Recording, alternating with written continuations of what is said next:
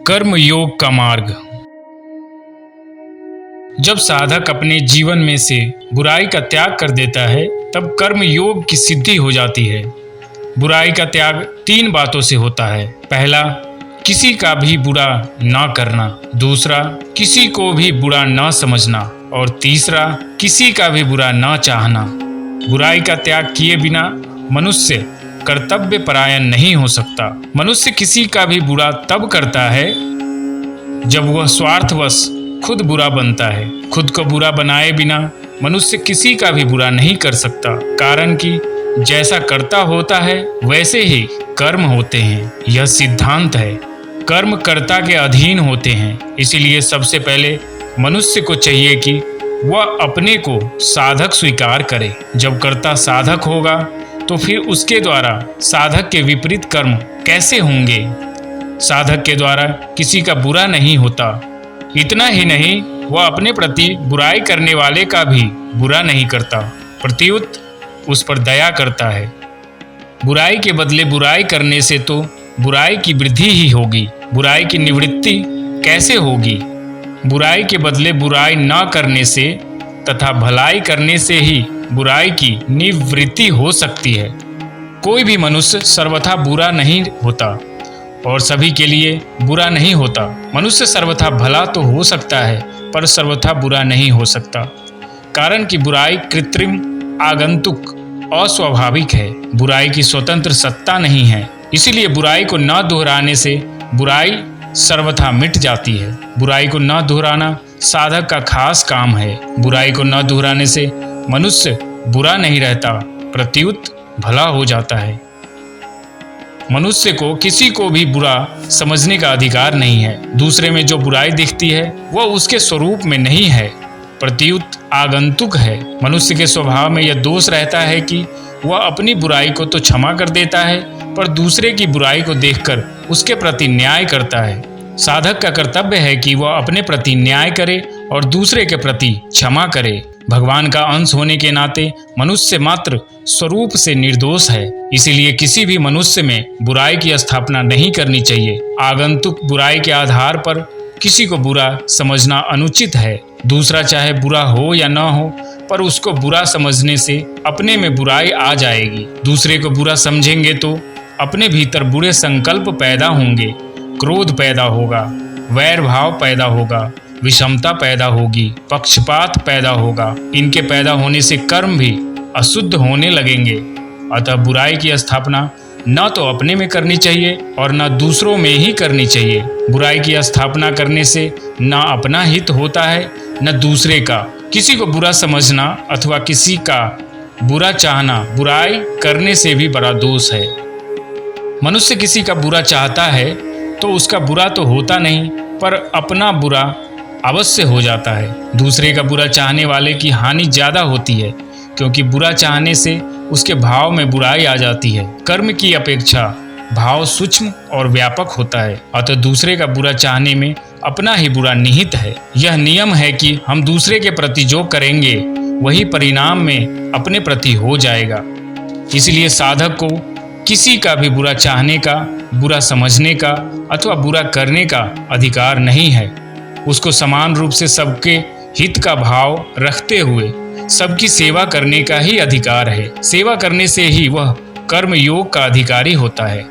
दूसरे का बुरा करने वाला, बुरा समझने वाला अथवा बुरा चाहने वाला दूसरे पे शासन तो कर सकता है पर सेवा नहीं कर सकता। शासक सेवक नहीं हो सकता और सेवक शासक नहीं हो सकता।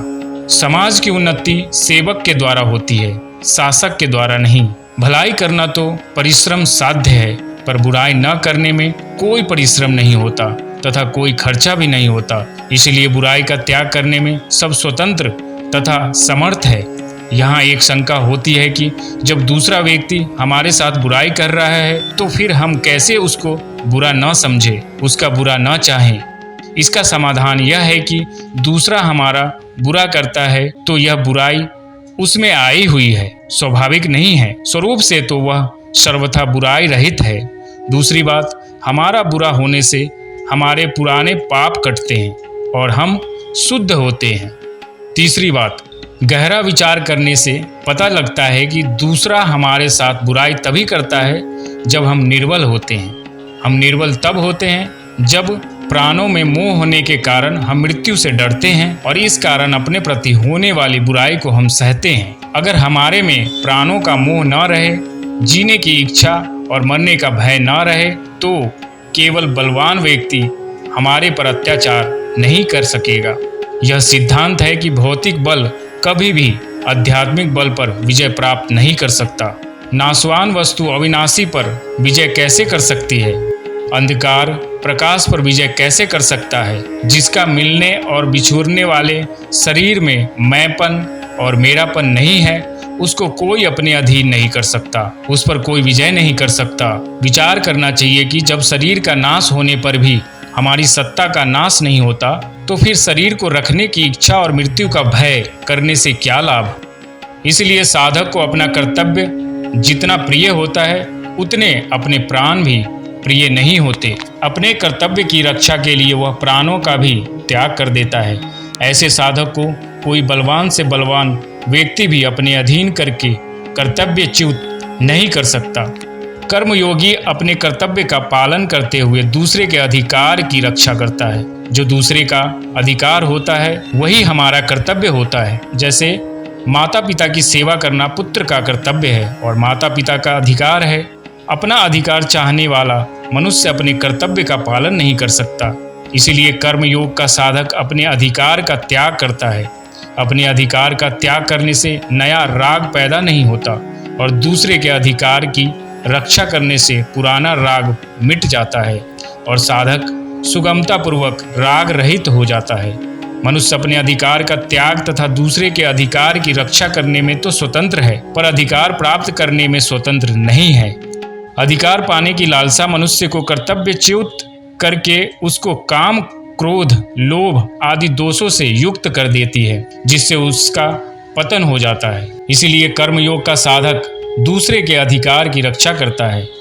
जब अपने कहलाने वाले शरीर पर ही हमारा अधिकार नहीं चलता, तो फिर शरीर जिसका अंश है उस संसार पर हमारा अधिकार कैसे चल सकता है? परंतु हमारे पर शरीर और संसार का अधिकार अवश्य है। शरीर का अधिकार यह है कि हम उसको आलसी, अकर्मण्य, प्रमादी, असंयमी न बनने दें, और संसार का अधिकार यह है कि हम शरीर के द्वारा संसार की सेवा करें, किसी का भी अहित न करें, सबको सुख पहुंचाए। समाज में ज्यों-ज्यों अधिकार पाने की लालसा बढ़ती जाती है, त्यों ही त्यों लोग अपने कर्तव्य से हटते जाते हैं, जिससे समाज में संघर्ष पैदा हो जाता है। अधिकार पाने की इच्छा से गुलामी आ जाती है। अतः अपने अधिकार का त्याग करना प्रत्येक साधक के लिए आवश्यक है। अपने अधिकार का त्याग करने से उदारता और असंगता दोनों आ जाती है। उदारता आने से कर्म योगी की तथा असंगता आने से ज्ञान योग की सिद्धि हो जाती है। वास्तव में अधिकार देने की वस्तु है, लेने की वस्तु नहीं। कोई जबरदस्ती अधिकार लेना भी चाहे तो नहीं ले सकता। बलवान से बलवान व्यक्ति भी दूसरों का विनाश तो कर सकता है, पर दूसरों का अपने प्रति आदर, प्रेम, श्रद्धा, विश्वास उत्पन्न नहीं करा सकता। यद्यपि मनुष्य का मूल्य संसार से अधिक है, तथापि अधिकार पाने की लालसा से वह अपना मूल्य गिरा देता है। अधिकार पाने की लालसा के मूल में नाशवान सुख की लालसा है। जब साधक सुख की आसक्ति को मिटा देता है, तब अधिकार पाने की लालसा भी मिट जाती है और साधक का कर्मयोग सिद्ध हो जाता है।